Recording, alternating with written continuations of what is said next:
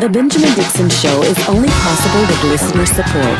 Go to www.patreon.com/The BPD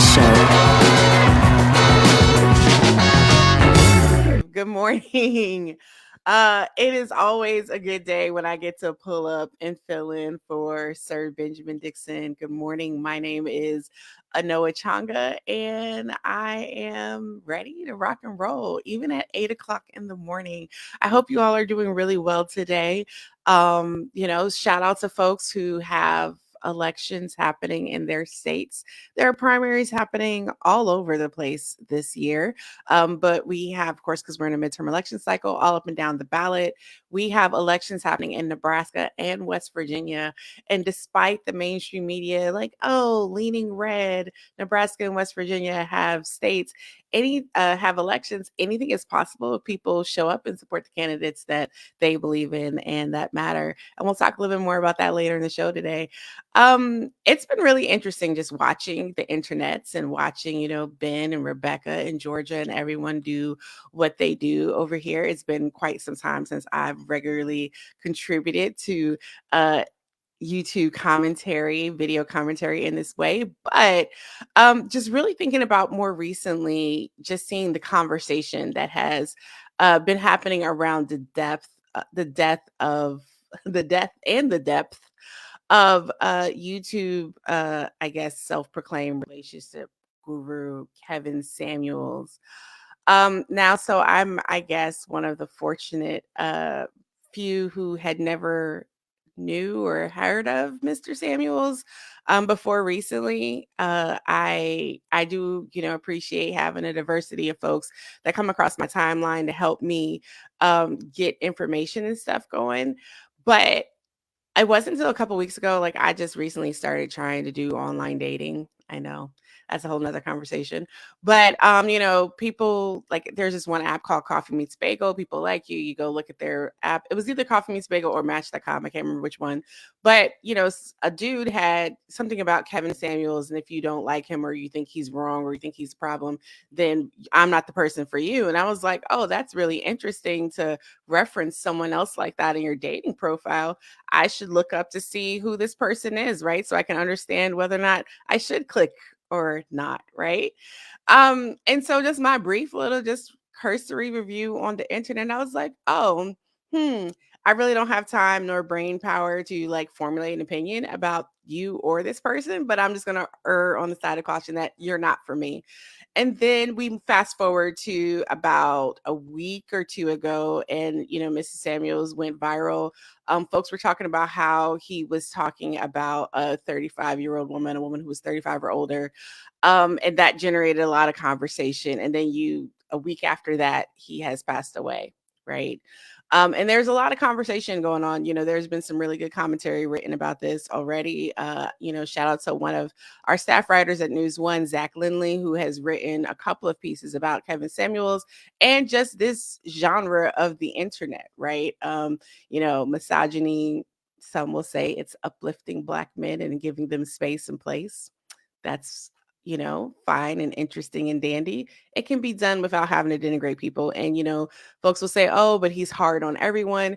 But it seems like, objectively, when you look at the commentary that has got him the most fame, that has got him the most, interest and allegedly money, there are allegations that he died broke, that the family is now fundraising to be able to pay for his services. Whether that's true or not, again, I have no clue or opinion. There's just been a really lot of conversation about this individual. I spent a lot of time telling people about what their value and worth was and presenting a persona, because that's a lot of what we do on the internet, right? When we're even when we think about people who deliver the news, right?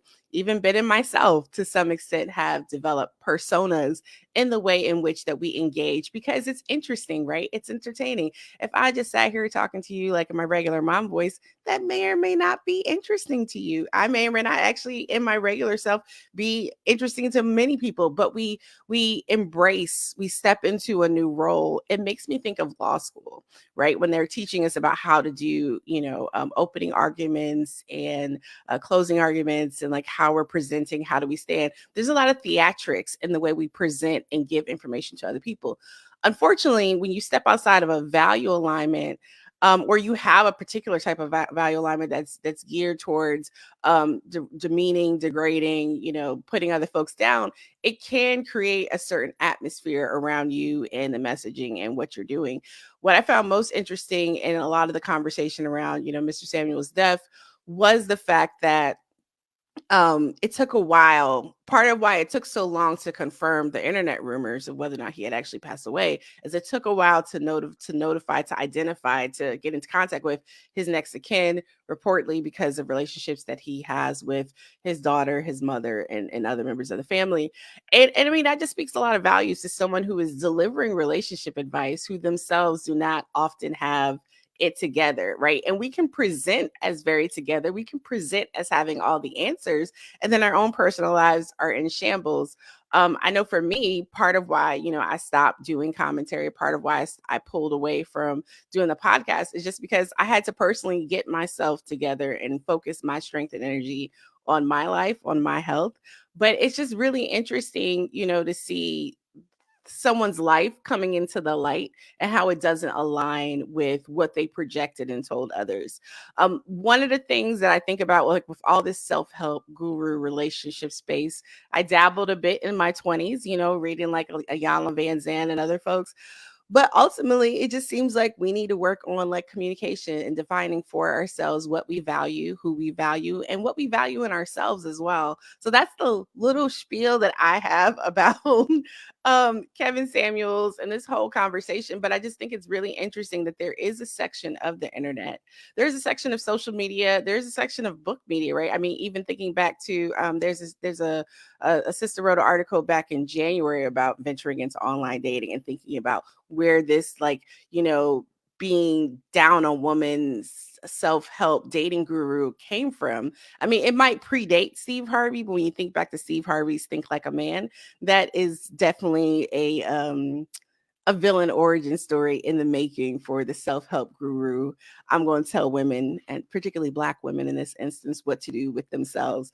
And not everyone is like that, so I'm not going to overly generalize, but it is really interesting that we're turning to just other random people without necessarily credentials or expertise on the internet for information. I say that as I speak to you from a YouTube show about to give you some news and information. But one thing I will say that I appreciate about working alongside Ben since it's been about 6 years. It's been over 6 years now, I think, is that, we try our best to think about what are the through lines in the information that we're giving you, what is important that people aren't getting from mainstream media, and how do we fill in a gap and a void that helps people grow in their understanding of the world around them, and not just makes us feel good, not just gets us the clicks and likes. I mean, because there's a lot of things, and Ben and I have actually fought about this too.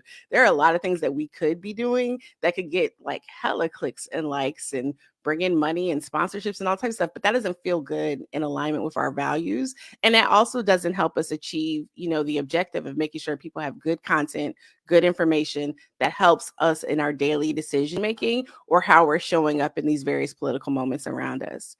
And so, I really think that I wish we lived in an ecosphere on the internet that had more of that focused value alignment, but capitalism. So why would anyone do right? But there are those about us out here who do try in our commentary to do so. And I just, the divisive, it works. The algorithm is set up for that, right? The algorithm is set up for the He-Man woman hater clubs of the world. If you ever saw the Little Rascals movie, you know what I'm talking about. But they're set up for stuff like that. It goes viral. I mean, there's so much information out there about how women in particular, like people might not think about how, commentary like this is then digested and consumed by others on the internet. So while, someone may say specifically, like, well, if you actually listen to what Kevin Samuel says, he actually wasn't really saying X, Y, and Z.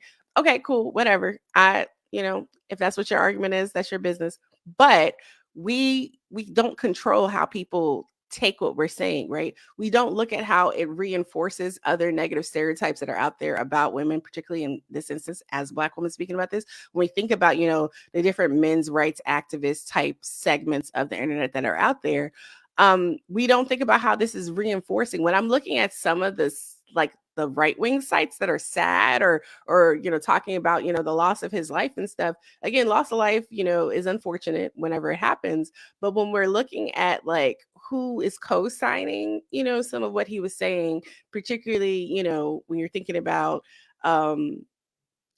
tearing people down, denigrate them. I mean, we see the same thing happen like in the fashion industry and the beauty industry, right? It's a very different way, but it's still happening. And so we need to figure out for ourselves, like, what is our standard of beauty? What do we value? What do we want out of life? And what are we looking for? And sometimes that's not in another person, that's in ourselves. As I venture into the dating world myself these days, like I said, that might be a after hours conversation for us to have. But yeah, like, I just think that the whole conversation about how we construct narratives, particularly as we see things just flying across the internet, is super important. And we're really seeing that, happening in the conversation around abortion rights right now, right? I mean, I know the last time I was here, I was talking to you about abortion. I'm back to talk to you about some more abortion.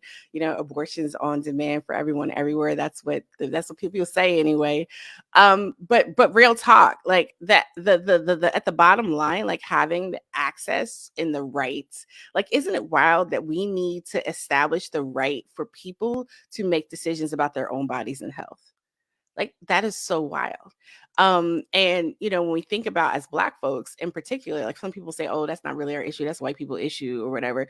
No, bodily autonomy and self-determination is absolutely a Black people issue. It has been our issue ever since we first landed on this soil. It was our issue all the way through slavery and so on. We have a history of, forced birth, forced reproduction. We have a history of forced sterilization, or even sterilization against, even our knowledge, right? Up and through the early 70s in some parts, I believe, in like North Carolina. Same with indigenous women, have an issue in history of forced sterilization as well. So when we're thinking about the way in which the state has intervened to control reproductive rights access, historically, and even before the United States even existed, right? Its predecessors did the same thing to us on the same soil. So this is absolutely something that we should be concerned about and having conversations around. It's also why Black women in the repro space align themselves mostly with reproductive justice, which is a broader understanding that looks at bodily autonomy, and the basic right to choose when and if a person is going to parent, how they will parent, and like, what parenting looks like for them.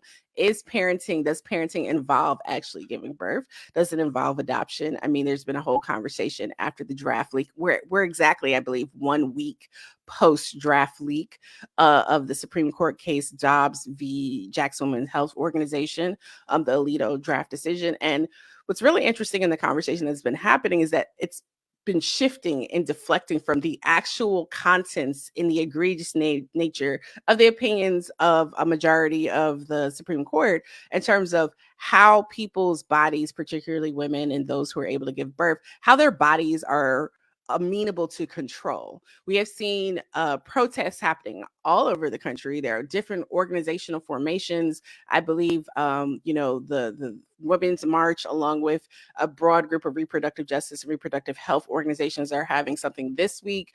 We've seen, PSL, other groups, tons of different groups getting together. We're also in the middle of abortion, the fundathon for the National Network of Abortion Funds. Over 90 abortion funds around the country are in the process of raising funds. Abortion funds do not ordinarily have the same access to capital like, Planned Parenthood National. Planned Parenthood National just got a ridiculous amount of money, like over $200 million from Jeff Bezos's ex-wife. And that money, that type of money, does not necessarily trickle down to abortion funds. And abortion funds work directly to make sure that people trying to receive abortions can actually get some financial support and make that happen, because it's also cost prohibitive for a lot of people. And then abortion funds also work with practical funds or practical resource groups to make sure that people can get support for if you have to travel, especially if you're in someplace like Texas or Oklahoma right now, you have to travel out of state, or if you're within a state and have to travel to a clinic there are several clinics where you're in Mississippi, other points that have only one clinic in the entire state. So it's estimated, I believe it's 87% of counties in the country do not have an abortion clinic. So that means if you live somewhere in a state, that you're more than likely having to travel a good distance to get there. And then, there are different restrictions and waiting laws. So you might have to go twice. So that means you might have to take off work, or you might have to figure out childcare. There's so many different things that go into someone's ability if they don't live right in the same vicinity as a place that they can reach services. And also, people just think about abortion clinics as places where folks get abortions, right? But a lot of times they provide broader reproductive services. So I got a chance to speak to an abortion provider writing back from Jackson, Mississippi, from the Jackson Women's Health Organization last summer, and the provider in Alabama was just explaining to me that there are other things that they do, because sometimes folks who have had miscarriages or folks who have had abortions can't get gynecological follow-up like they need from a practicing physician in many places, because of that's the other way people's beliefs around abortions can unfortunately impact care. And so they have done basic gyno stuff for different clients, just to help them fill in the gap until they can find someone else. I mean, there's long waiting lists. People don't know this, right? Like, if you receive Medicaid, there's not first off, not all doctors are required to accept Medicaid. So you have to find a doctor that will accept Medicaid. Then you have to find a doctor that will accept Medicaid that's actually accepting new patients, like new Medicaid patients specifically.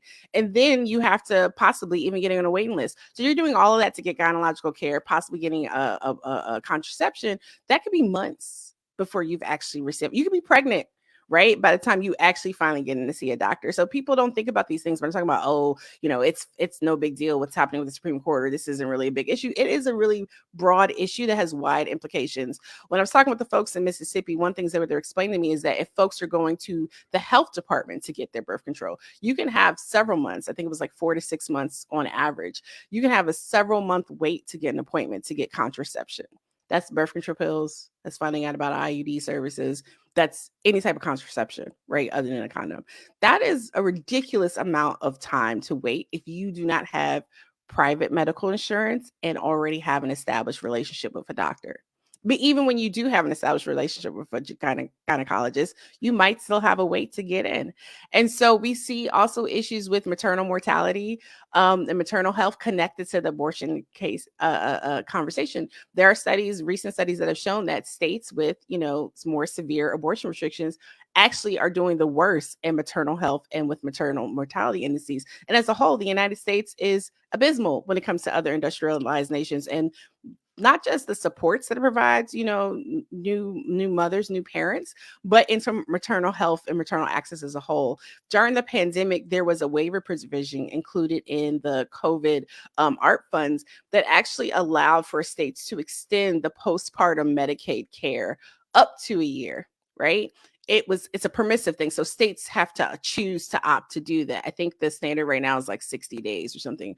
What we do know, Center for Reproductive Rights and other folks have helped share this information. A lot of this information I also got during Black Maternal Health Week, which took place last month. What we know is that when you have these restrictions in place, right, or you don't have the lack of access, and you have folks who are depending on Medicaid as their health insurance, and this is another reason why Medicare for all, the conversation around Medicare for all, is actually super important. But like, there's a lot that happens and post that 60 days postpartum that could potentially impact women's health. I just learned about heart-related complications in pregnancy, working on a piece that I'm working on for today.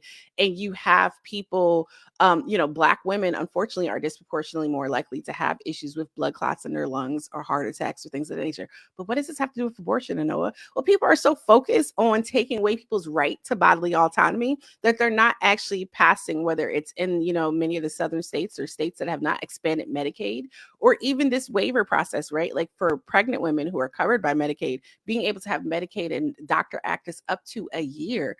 it makes such a big difference.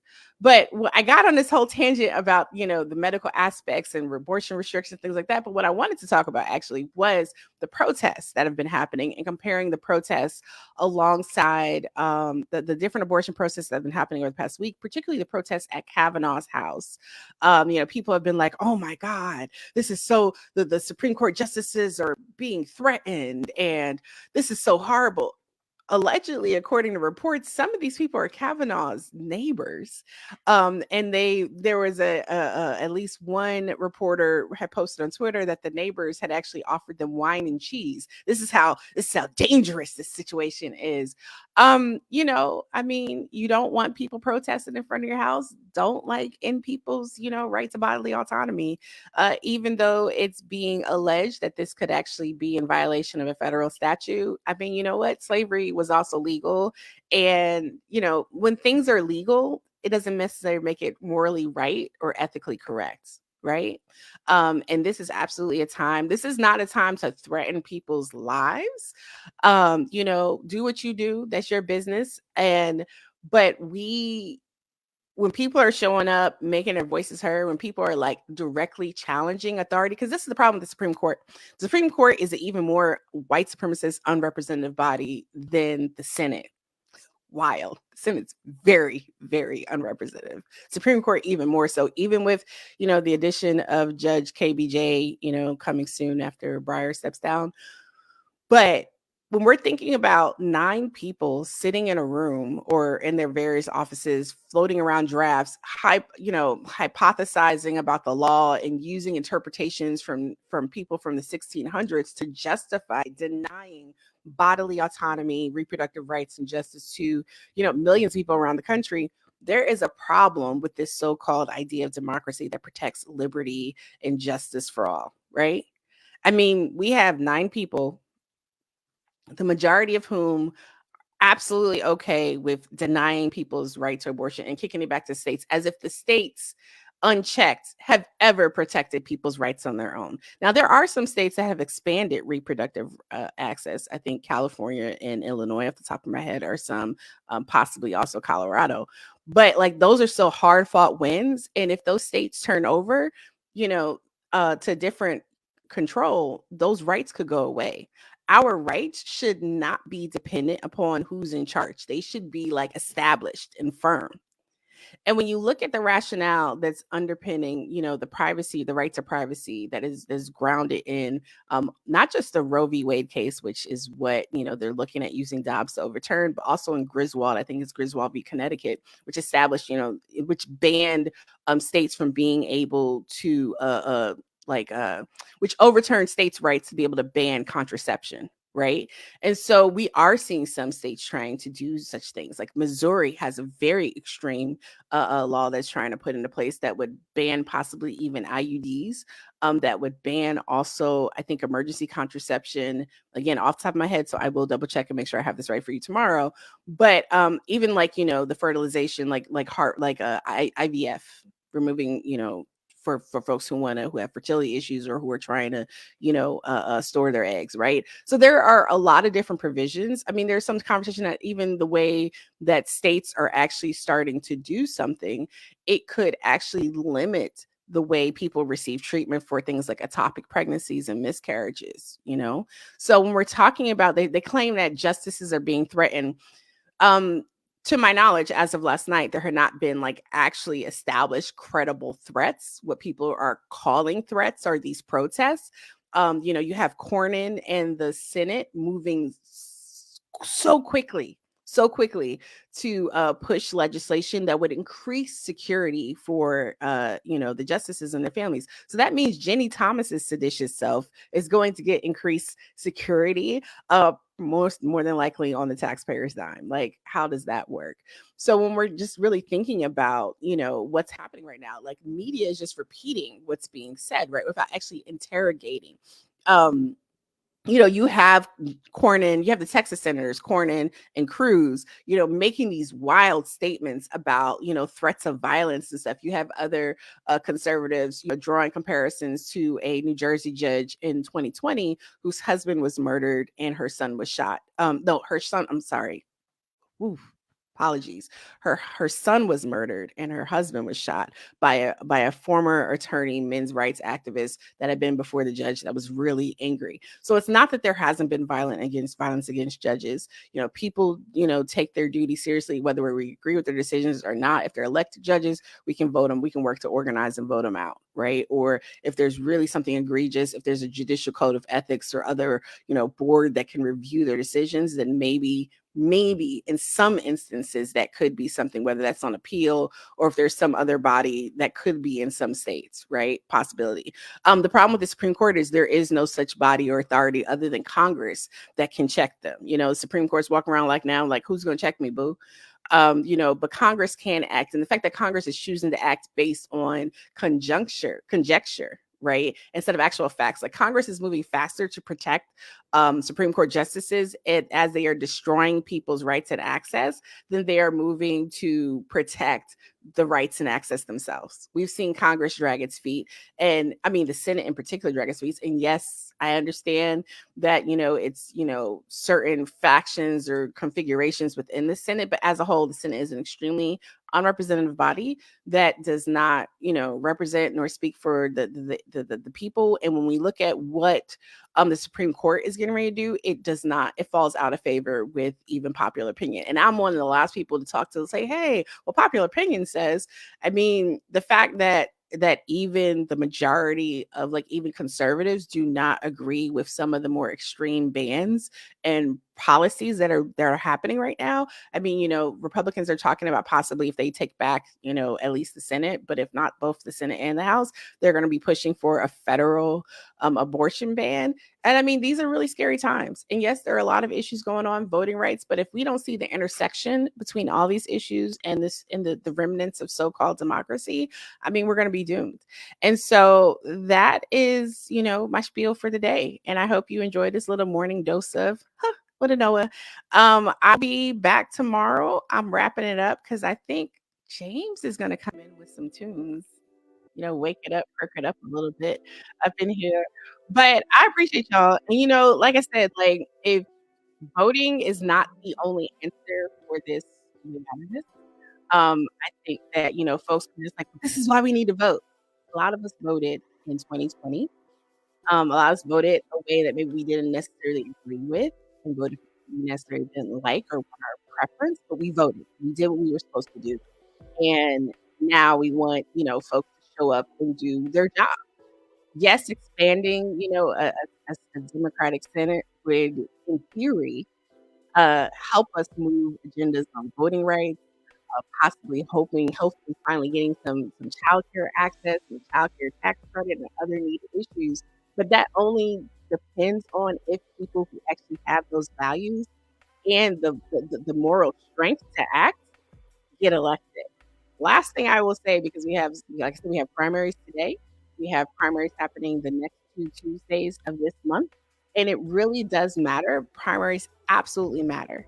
And so if you're in Pennsylvania, Georgia, Alabama, North Carolina, Kentucky, I'm probably missing a couple states, look and see who's on your ballot. And you never know what's possible. And if you're in a dim plus 30 state district, it absolutely does still matter that you vote, because having a champion in Congress, even if there's already a dim in that seat, but having someone who's going to be a champion, having someone who's going to stand the line until the line, it absolutely does matter. It helps other people have the strength to stand up, and it helps build those coalitions in Congress to actually push forward. And so there are some folks that I'll be talking about later this week who I think are really dope, but primaries do matter. And, in some of these primaries, it is the general. So we absolutely need to show up. If there's someone on the ballot that is really speaking to you, definitely give them a holler. So I'm going to kick it over to the team on the back end. I really appreciate talking to y'all. I'll see you tomorrow. Peace.